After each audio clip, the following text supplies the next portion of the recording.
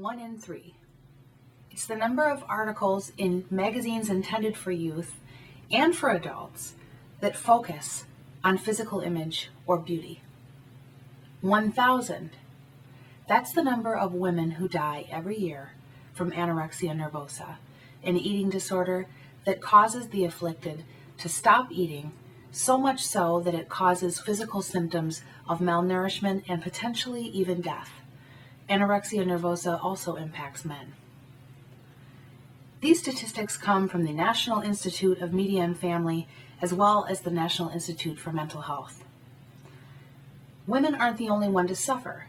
As I said, anorexia nervosa also impacts men, and so does body image.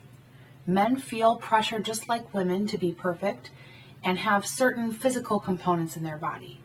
The Adonis effect, for example, or a G.I. Joe-like structure, strong and perfect in every way. Not being able to attain these standards also has impacts on men, such as depression or increased risk of engaging in risky behaviors. As a person who has struggled with body image myself, I can relate. Conflicting viewpoints on health, weight, how I'm supposed to look, what I'm supposed to wear, and the general sexualization of women caused me so much pressure that I finally cracked in my 20s and looked for help. I started to write a blog that particularly focused on body image and healthy viewpoints, particularly surrounding women. And in my late 20s and 30s, I was able to better unpack the damage that had been done to me from media and society. But how do we prevent that damage from happening in the first place? Or as adults, how do we begin to heal it? Media. How many hours a day are you exposed to it? 1, 3, 5, 10? The number might surprise you. In my late 20s, I worked with a therapist/dietitian who was helping me to overcome some of the issues that I had with body image and eating. One of her first requirements was that I unplug myself from modern media, that I remove all of the self and fitness magazines that I had, that I turned off the television, and I started to back away from the media that was consuming my life and shaping my ideas about body image. Studies show that the less television and media that children engage in, the happier they are with their appearance. This is important for parents to realize, but the results of limiting exposure to media aren't just for parents and children, they're also for adults.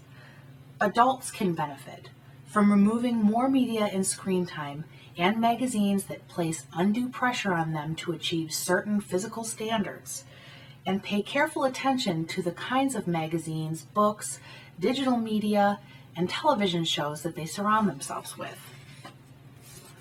Parents can also pay careful mind to how they refer to their own bodies around their children, making sure never to criticize their bodies or express any sort of hatred for their physical appearance. Grown adults can also do the same by limiting the amount of negative self-talk, stopping it right in its tracks, and making an honest attempt to curb or at least lessen the negative self-talk that happens to everyone every day. What happens when we place importance elsewhere? When we take a look at our lives and we start to place importance on things other than physical image. For parents and children, this might mean engaging children by telling them that they are smart, that they are capable, and that they can achieve great things, rather than telling them that they're pretty or handsome, or encouraging the placement of focus on their outward body.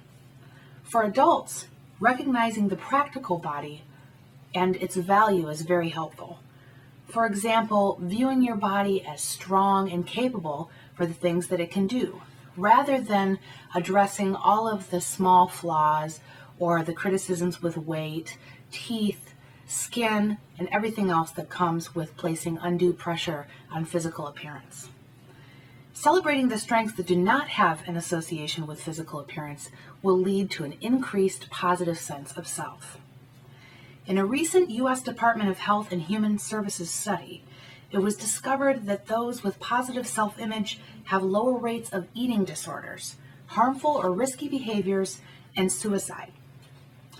Those are definitely things that we don't want to engage in, We want to feel great about our bodies. We want to be happy. We want to have positive senses of self. We don't want to increase our risk for depression or the chance that we'll engage in risky behaviors that will otherwise lessen the quality of our lives. So, in conclusion with this presentation, I'm hoping that you will have considered 3 things. 1, that low self-esteem or body image issues contribute to eating disorders, mental health issues, and even suicide. 2, that healthy body image can be cultivated in many ways, but it's directly linked to media consumption and how much we expose ourselves to media of all kinds and unrealistic physical expectations of our bodies. Number 3, controlling the media around us and engaging in positive self-talk can positively impact our lives and help to mold our sense of self-esteem and positive body image. Finally, I'd like to end with a quote by Louise Hay, who is an amazing and inspiring self-help author who has been published since 1976. I look within to find my treasures.